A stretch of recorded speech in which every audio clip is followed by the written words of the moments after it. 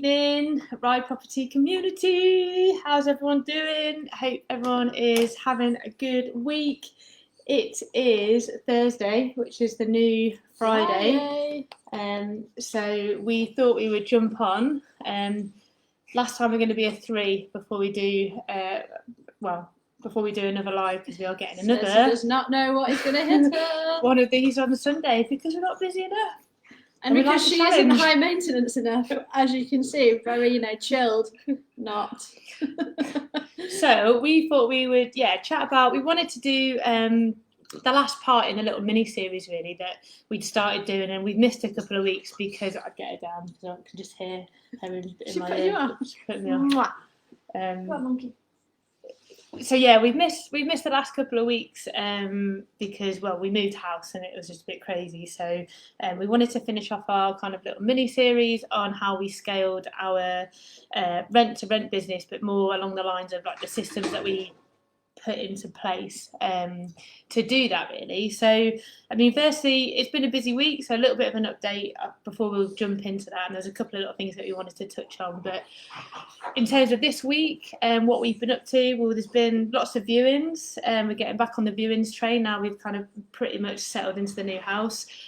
We have got a couple of offers on the table for some more rent to rents, which we're quite excited about.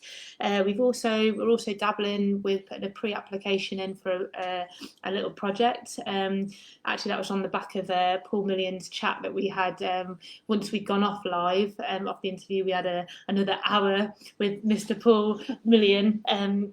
After that, and he was giving us some top tips, as he always does. So we're looking into a pre-app for a little project that again could be really, really exciting. And what else have we been doing?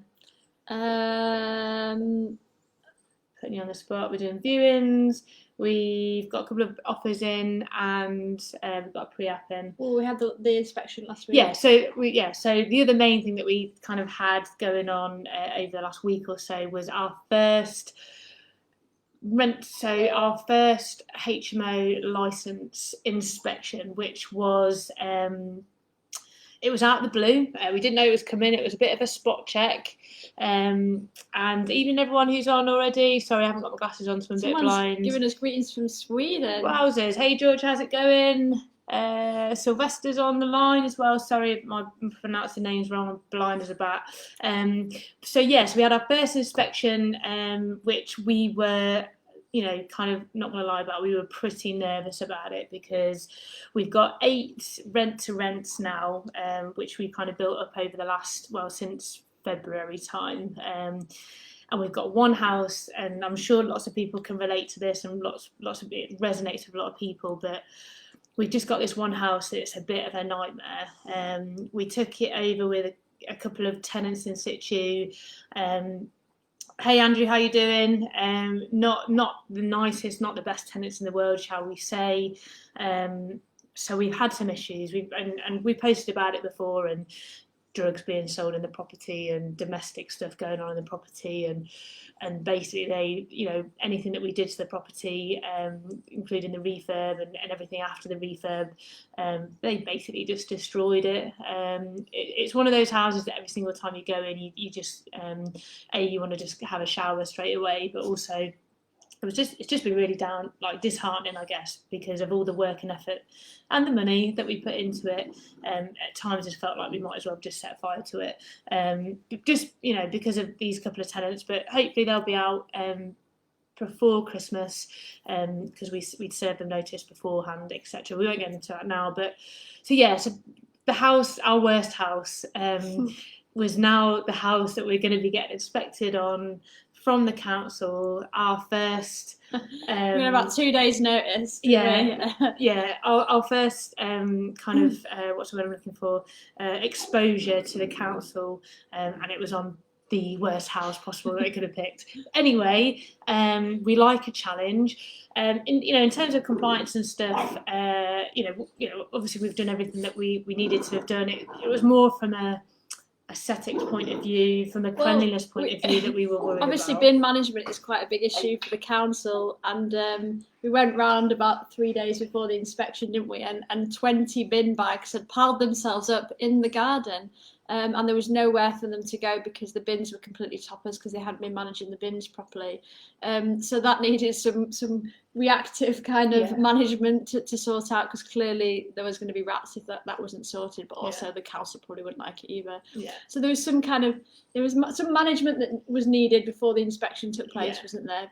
But the inspection went ahead. Do you want to? Yeah, so the council came round. We obviously did a bit of reactive bits and pieces that we needed to do, and you know, that said, with difficult properties, you know, clearly you have to manage them more than you know, some properties take more time than other properties to manage, and with this particular property, we, you know, pretty much almost was at a weekly inspection at one point to try and get things back on track, doing the whole mediation piece, you know, trying to kind of you know, get on the right side of them, to just try and play the game a little bit and get them to try and see things from our point of view. But as everyone knows, you know, you really are limited with the powers of what you can do. But yeah, we were up to almost weekly inspections with this house.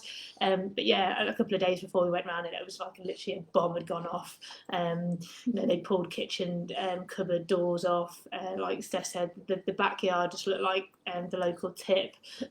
We opened the cupboard to where the bin was meant to be, and flies just flew out, and it was just like, come on, guys. Just horrible. And you know, they'd left one of the taps on, so there'd been a leak in one of the bathrooms, and got under the laminate, and it lifted all the new laminate that we put on, and all this stuff anyway. So, but yeah, so we needed to do a little bit of reactive emergency work to try and make it look as best we could, really. The guy came over, and you know, we were absolutely honest and transparent with the guy that came, and we told him the problems that we've been having, the issues that we've been having with the tenants, how we try to mitigate these issues that were arising. And he was a really nice guy. He, you know, at the end of the day, you need to be working together with the councils, with the HMO officers, with the housing officers, because, you know, if fines are going to be getting dished out, they're going to be getting dished out all over the place. So the council need to work with you as well, and vice versa.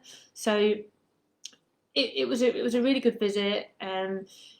We went around the whole property, and you know, at the end of the inspection, it turned out that particular house was in the top 10% of HMOs in our area, which we were absolutely blown away by, because in our eyes, it's our worst property out of the 8 that we've got, and obviously something we've been really anxious about.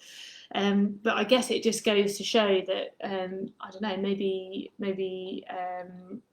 I don't know, what's that? The expectations that we had were.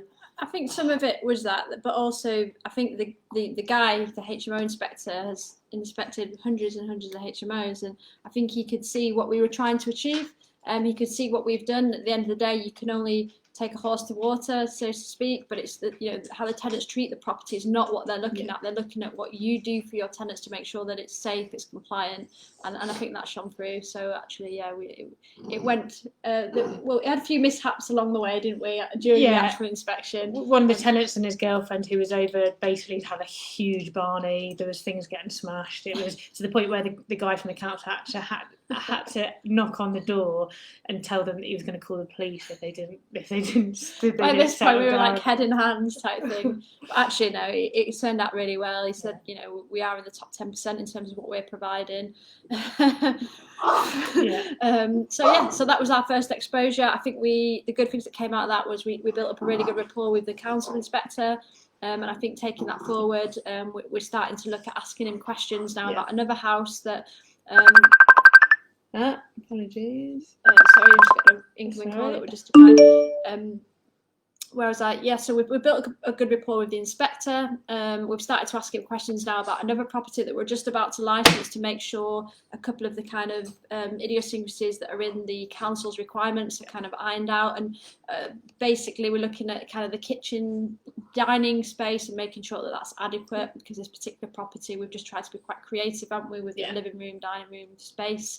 So that was really good experience to go through, and I think that relationship that will come out of that will bode us really well in the future. Yeah, and I think the main point there, I guess, is that the HMO officers, the housing officers, the council, they're not out to trip you up. They're not out to kind of create war or be at odds with you. And they don't feel that every single HMO landlord out there is the devil. And I think actually there's definitely opportunity there to create some really good rapport and relationships with them and work together. And like everything, try and make it win-win for everybody. So that was a really good win for us. So a little bit of stress just to get it kind of, and again I think that was probably just our own kind of I don't know, not expectations, but our own pressures, that self-induced pressures that you put on yourself and the standards that you want to provide. And no matter how many times you read the HMO regulations, I mean particularly our council's regulations, I must have read the document like 20 times, but still I'm like, but we might have missed something. But you've read the document 20 times, so you're probably going to be okay. But you still kind of doubt yourself, but thankfully it was all good. And I think you can read the documents as much as possible, and you can read them inside out and up and down and across sideways, and actually sometimes it's just going through the process and actually just going through the moment. When you learn, when you really learn, and I think we took a lot of value from having that opportunity this week. So I think again, if you get the letter or you get the email through to say you've got a spot check of one of your properties, just take it as a learning opportunity and just grab it with both hands, because there's a lot to be learned. And actually for us, we got massive amounts of confidence from that particular visit of what we were doing and what we were trying to create was the right thing. And actually, that was our worst house. So we came out with our chest out a little bit and very proud of what we'd done and what we've done. So so that was that. It's probably worth saying, and there was a reason we got the spot check, wasn't there? And that was because we an issue that we probably messed up on a little bit to do with EICRs. And I think it deserves probably a whole separate video on that. So we didn't square away our paperwork properly for the EICR, and that's why they spot checked us. But I think that deserves a whole separate video. Do you want to just touch on it quickly? Just the bottom line? Well, the bottom line is obviously there's new regulations in EICRs. As we know, all HMOs always required an EICR. That's an electrical inspection and condition report for those that don't like acronyms. But every 5 years, HMOs required them, but actually now that's been rolled out across the entire private rental sector. So every single let also requires a 5-year EICR. It came in July this year. For existing ASTs, you've got up to, I want to say April 2021 to get it squared away. But for any new ASTs, it has to be in place by the time you get the new tenant into the property. Where did we fall down? We got the EICR done. It was unsatisfactory. You've got to remember with rent to rent, you're taking on tired old properties. Pretty much all of the kind of EICRs we've had done on our property so far have come up unsat at the first kind of inspection. You then only have 28 days to rectify those issues, and within those 28 days you have to submit the original and then the additional inspection with the satisfactory condition to the council. Otherwise you can be held accountable for up to £30,000 fine and enforcement actions and things like that. You also have to supply the completion certificate to all of the tenants within, I want to say, 28 days of that completion certificate being done. So that's that. I feel like we're massively going down rabbit holes here because we're meant to be talking about scaling. But long story short, we sent through the wrong bit of documentation, even though we'd done it and we'd gone through the process in the correct way. We'd sent the wrong bit of information through by just human error, and that's why they then decided to give us a spot check. We got the Riot Act read to us pretty much, and on the back of that, they came and did the inspection. But it all came out positive. So. Should we move on? Yes, we're still on this bit though, aren't we? Yeah. We will get to the main point of the video. I'm going to really quickly run through another first for us this week. That was that we served our first Section 8. So Section 8 is grounds for basically getting your tenant to vacate the property because of a particular reason. We went for a mandatory ground within Section 8, which is ground 8, which is when a tenant has not paid for 2 months or more. So we've got a tenant that's in 2.5 months rent arrears. It's since June. He's not been paying since June. and has always been very erratic with his rent anyway, but has actually been probably our most difficult tenant in terms of demanding, ringing at all times of the day, etc., etc. And now he's just stopped paying his rent. We decided to go for Section 8. I don't want to kind of go into this too much, but over a 21, we'll probably talk about that. Another reason why we went for Section 8. But yeah, we served it yesterday. We served it in person. He wasn't there, but we kind of made sure we jump through the hoops that you need to. And some important things with serving a notice that we found: one, you need to get your dates exactly right.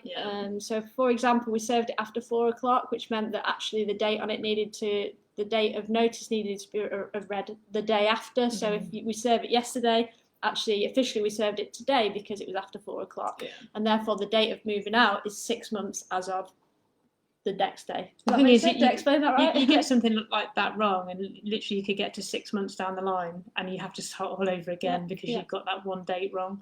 But I mean, for us, a good point of reference is the NRLA, and they've got all of the forms up there as well, which you can use. So definitely would get your head around that and use that resources. And it's pretty much free. Well, it's free if you're a member of it, but definitely would recommend becoming a member of that.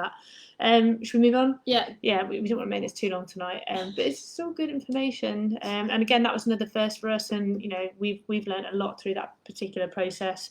And at the end of the day, when you're becoming a landlord of we've got almost 40 tenants now, it's going to happen. You can get down in the dumps about it and get frustrated, which I have been known to do, and take it personally and all that stuff, but at the end of the day, this stuff's going to happen. So it's part and parcel of the journey, it's part and parcel of the game, and it's like when, not if, this stuff's going to happen. Lastly, just to complete it really on the update of what we've been up to this week, we have just actually been round and visited a tenant in their current property, and that was prospective tenant, and that was again off the back of our interview with Mr. Paul Millian this week, where he talked about kind of just going around to prospective tenants, current residents, and see how they live, and I think that there's a huge logic behind that. So we did that this evening, and we would highly recommend it because for us, we have been burnt a few times now, and again, this is more of us becoming more and more robust in our onboarding process of tenant selection, tenant onboarding, referencing, because if we look back over the last 40 tenants, well, up to 40 tenants that we've got now, the ones that we are having issues with, and there's not a massive amount, but there's definitely a few, are the ones that we haven't necessarily been as robust as we could have been.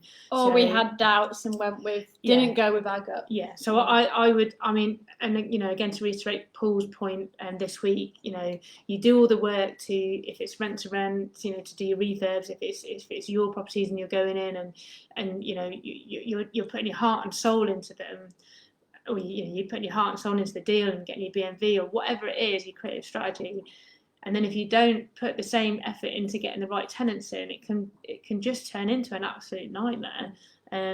So for us going forward, again, another massive lesson learned, and something that we will absolutely be following to the T going forward, because you get the wrong tenant in there, and especially in the current climate today, you've had it. You literally that's it for 6 months. So I think the moral of that story, just make sure that you do your due diligence on any prospective tenants, and I think actually going around to somebody's property, seeing how they live, like actually getting to know what that person's like in their own space, is a great way of doing that. And if they're not up for it, then they're not the right tenant for your property. Okay, should we move on? Should we go to actually what the video is about? Yes. So we've done the update for the week. So we were talking about, we've had a lot to update, so we feel like we've not been on for a bit. Lots of firsts this week as well. So this is the final part of the mini-series that we started a few weeks ago, and we're really just talking about scaling up, and a couple of people had asked us, hadn't they, or like, have you got any advice? And we're not massive, but we have scaled very quickly this year, and so it was just really a few tips and hints really of how we kind of did that. just to, in case it helps anybody else. So in the final instalment of this week, we're going to talk about our property management system, because I guess every property management business runs on an engine, which is their property management software. So we've been through 2 iterations actually. We started with GoTenant, didn't really get on with it, did we? No, a couple of people have asked us about that, and there's nothing against the platform. It is a good platform, and I think it's fairly intuitive as a platform, and it's fairly user friendly. It just didn't really meet everything for us, and there was a couple of particular features that we didn't utilize at all. So we wanted something a little bit more not bespoke, but something that we could kind of something flexible, create a little bit more that was for us. And we could maybe bespoke is the right word, that we could actually suit it to what we needed in our business. And so we'd heard some good things about the engine room, which, who did we hear that off? Was that Laura? No, I think it was Laura, although Laura is the Podio queen. I can't remember who told us about engine room. Can't remember. It might have been from Dan, I don't know.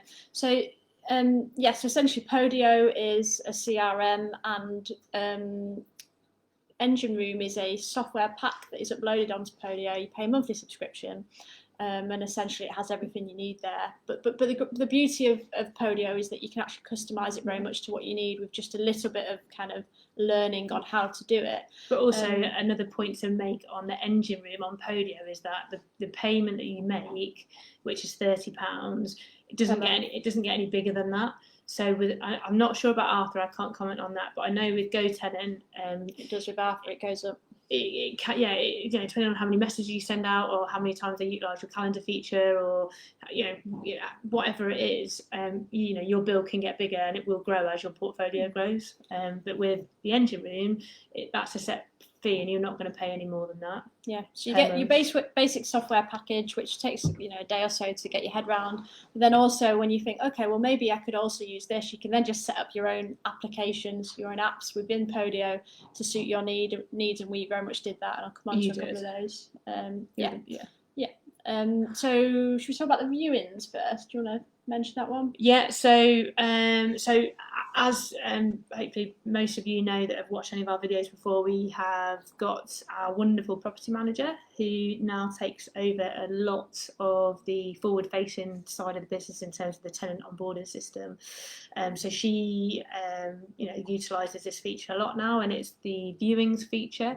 And essentially it is, again, it's really intuitive, it's really user-friendly, and it's a way of linking in the calendar within Podio to our Google email calendar, and it stores all the viewings in, and it puts them in a calendar, and it's all just very kind of easy to follow.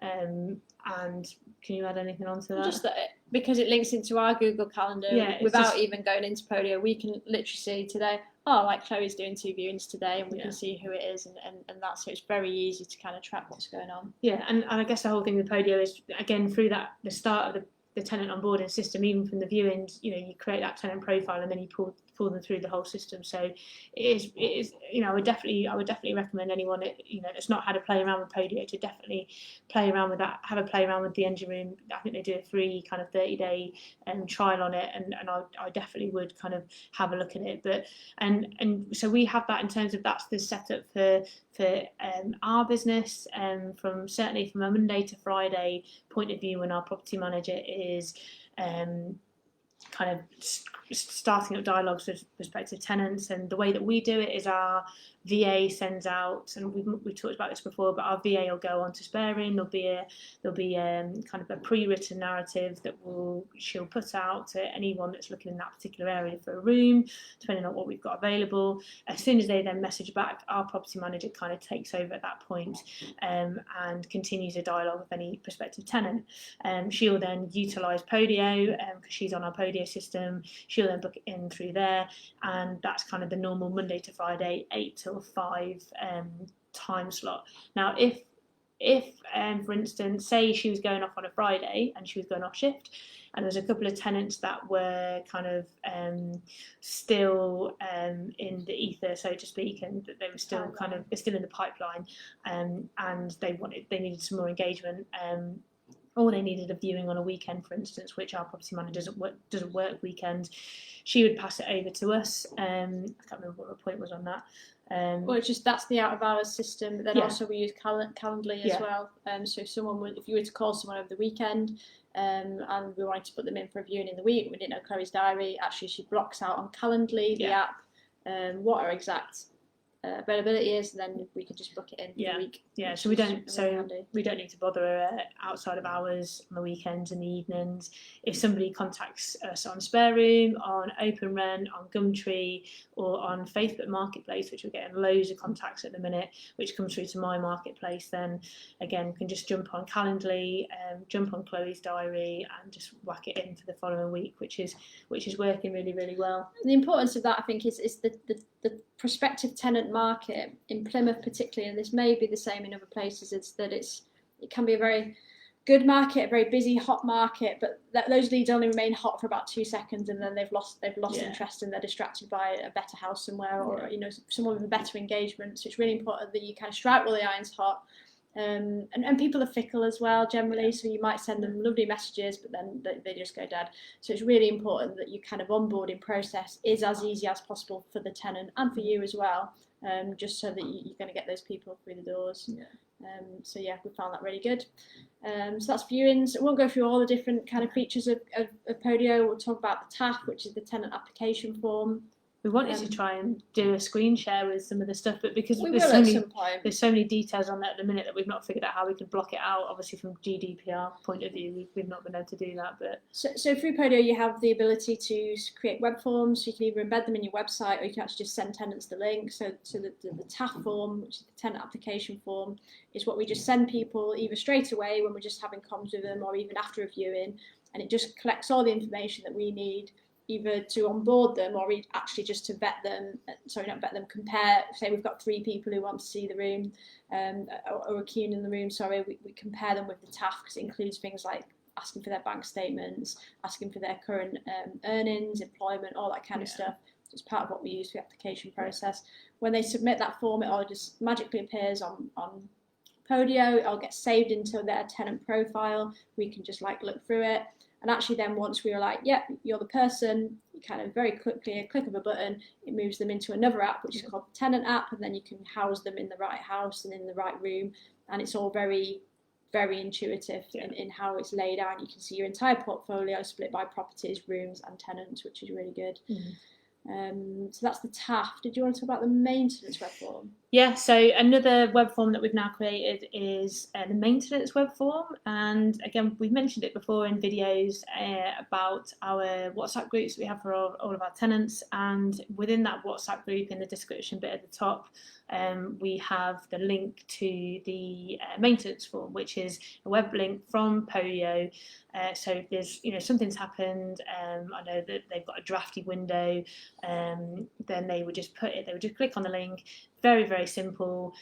Puts it in a different priority order, whether it's urgent, less urgent, whatever. It would go in there, and then it just goes straight through again into Podio. We now get an email notification, or our property manager gets an email notification, and then it goes into the system, and our maintenance team then can react accordingly, which is working quite well at the minute. We found that was really good, because actually with WhatsApp, what was very easy with the groups in WhatsApp is tenants could just very easily just go, this, I'm trying to think of something quite minor. There's a crack in the wall or something that's this big, and it's like, well, are you bothered about that, or are you're just saying that because you can? And actually, what that extra step of having to put something in through a form, actually, you find that the stuff that comes through is generally stuff that needs fixing, and so that makes it quite useful. The other thing that you can do, which is quite useful, so in some people's ASTs, you can actually say what is the tenant's responsibility and what is the landlord's responsibility, and there's a way within our app. So actually, if it's a light bulb in their own bedroom, you've written it in your AST that you're in charge of your own light bulbs in your bedroom, then you can just assign it as a tenant's responsibility. That'll get fed back to them through the email system that you need to crack on and change that, because that's not landlord's responsibility.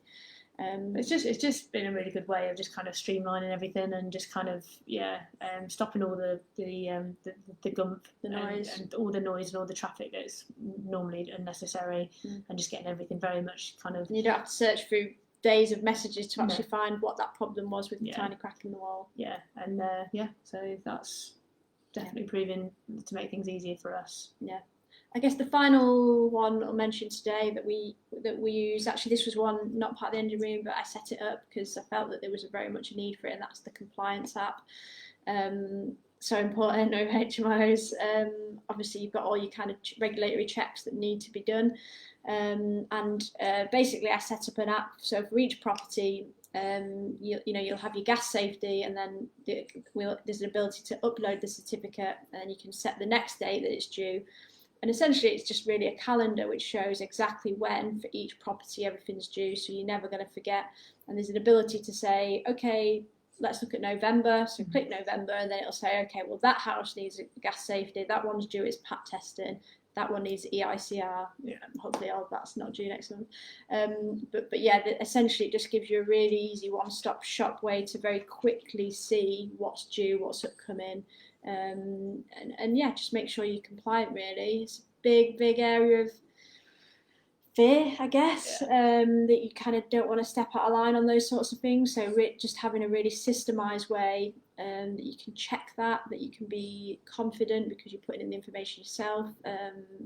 It's like that whole saying of rubbish in, rubbish out. So as long as you're putting in the right information, the right documentation, you're putting the right dates on it, you can be sure that you're not going to step on the wrong side of the law and the regulations. So we found that really useful. I was going to also mention the inspections, but I think we've probably got over the time. I think that's probably it. I think it's difficult with Podio because there's so many things. Like I'm just trying to think in my head now a way that we could just show it. I don't know.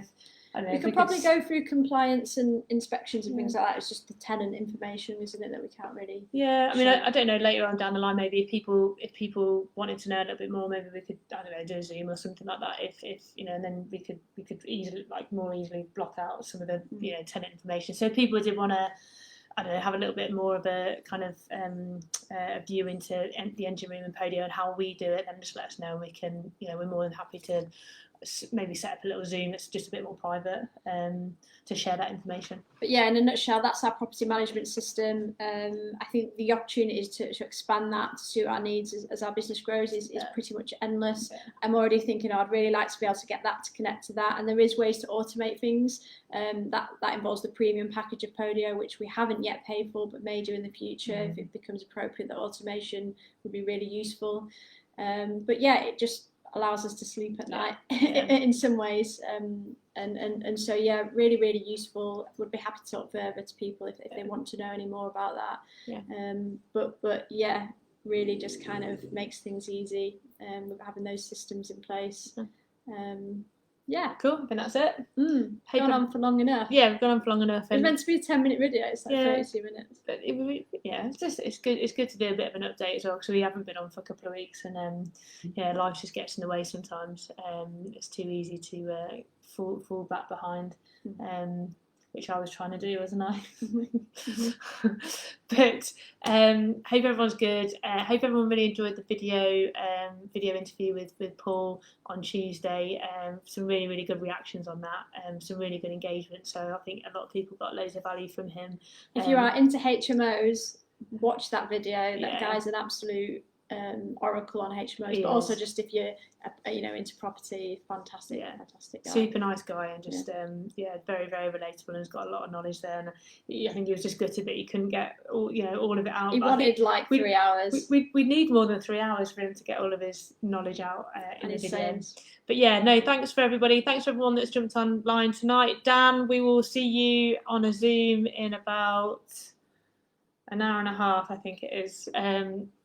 So we're off. If we don't see you before, have an amazing weekend, guys, and thank you for tuning in. Remember, whatever you do, enjoy the ride.